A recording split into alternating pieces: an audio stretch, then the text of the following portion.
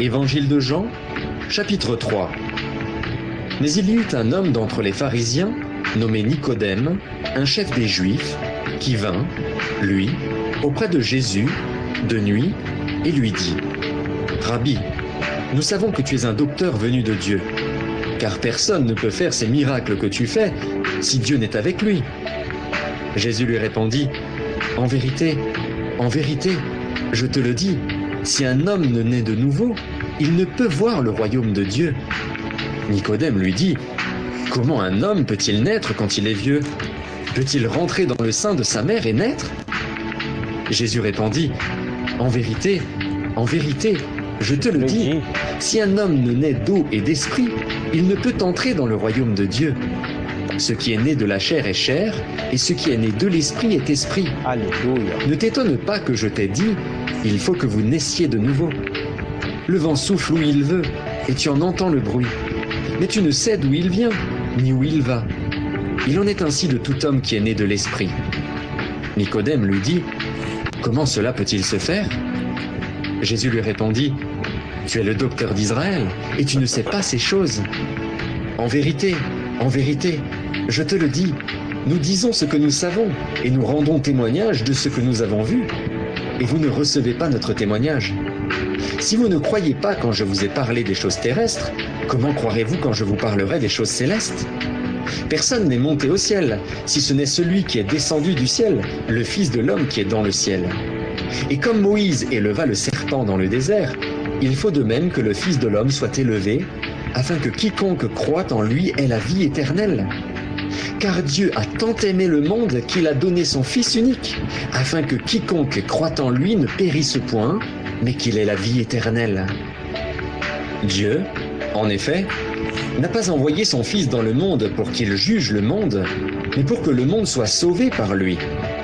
Celui qui croit en lui n'est point jugé, mais celui qui ne croit pas est déjà jugé, parce qu'il n'a pas cru au nom du Fils unique de Dieu. Et ce jugement, c'est que, la lumière étant venue dans le monde, les hommes ont préféré les ténèbres à la lumière, parce que leurs œuvres étaient mauvaises. Car quiconque fait le mal est la lumière, et ne vient point à la lumière, de peur que ses œuvres ne soient dévoilées. Mais celui qui agit selon la vérité vient à la lumière, afin que ses œuvres soient manifestées, parce qu'elles sont faites en Dieu. Alléluia. Gloire à Jésus-Christ. Soyez bénis dans le nom de Jésus-Christ. Je remercie le Seigneur Jésus-Christ qui a permis encore que nous puissions partager encore en cette soirée. À lui la gloire, l'honneur, la puissance au siècle des siècles. Je rends grâce au Seigneur pour ta vie, mon frère, pour ta vie, ma soeur, et pour toi qui écoutes en ce moment. En fait, c'est pour fixer le but du groupe de la chaîne YouTube qui a été créée. Et c'est pourquoi, si vous voyez, comme par exemple, vous voyez le titre est intitulé « La nouvelle naissance en Jésus-Christ ». Alléluia. Donc, ce titre a été tiré du livre de Jean 3, le verset 3, où le Seigneur nous interpelle tous à naître de nouveau.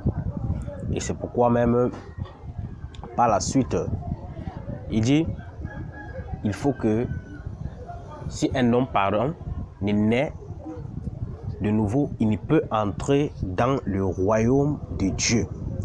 Alléluia. Et c'est pourquoi au verset 7, il dit que ne t'étonne donc pas que je vous dise qu'il faut que vous naissiez tous de nouveau.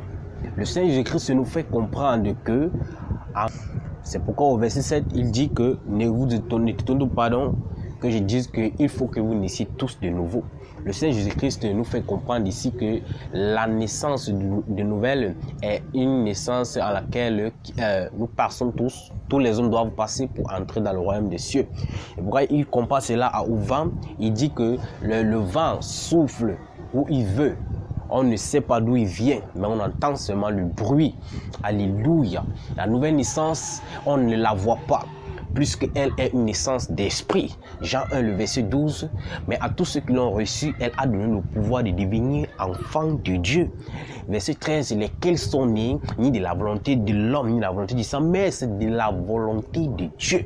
ni du sang, ni de la volonté de l'homme, mais de la volonté de Dieu, c'est-à-dire de l'Esprit de Dieu.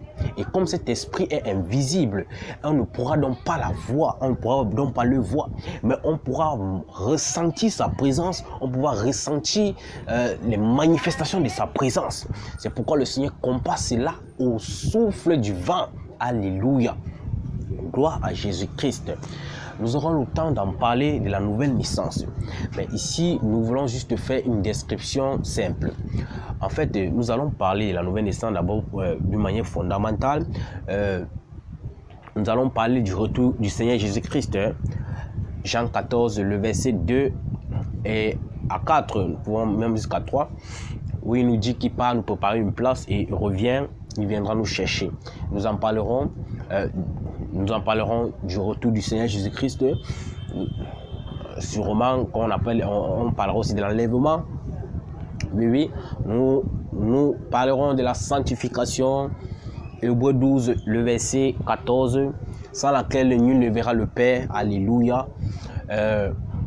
Nous parlerons dans tous ces aspects, corps, âme et esprit, dans le dépouillement, l'abandon du vieil homme, ainsi de suite.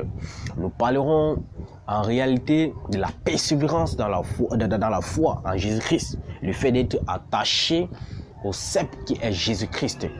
Ça veut dire, nous ne manquerons pas d'en parler d'une manière profonde de la foi et ses œuvres.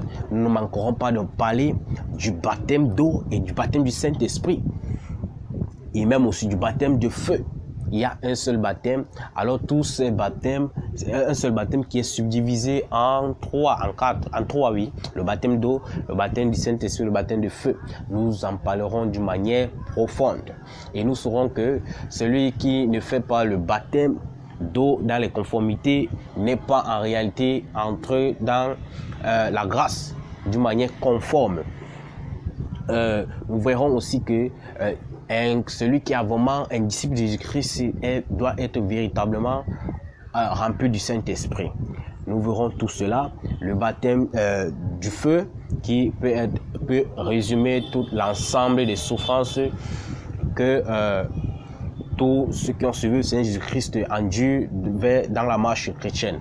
Nous parlerons en réalité de l'œuvre de l'évangélisation, la nécessité d'annoncer la bonne nouvelle, la nécessité d'annoncer la parole de Jésus-Christ.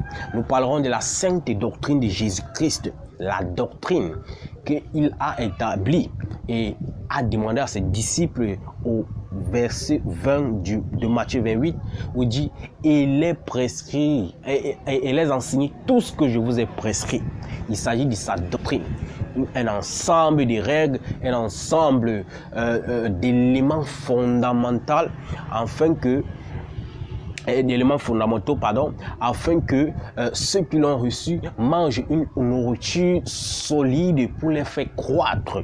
Ici, il s'agit d'une nourriture spirituelle qui fait croître leur esprit. Alléluia. Alors, voilà un peu. Nous parlerons du jugement dernier. Effectivement. Nous parlerons aussi soit de la grande tribulation, de ces trucs. Nous parlerons aussi des nouveaux cieux et de la nouvelle terre. Nous parlerons effectivement de la grâce et la loi. En réalité, nous parlerons de plusieurs choses.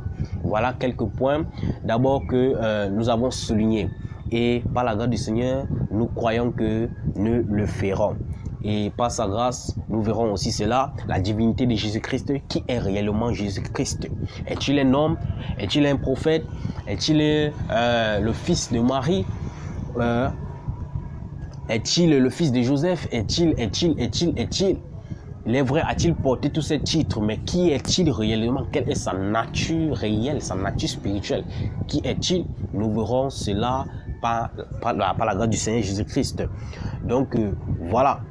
Je pense que j'ai rien oublié. Oui. Je pense que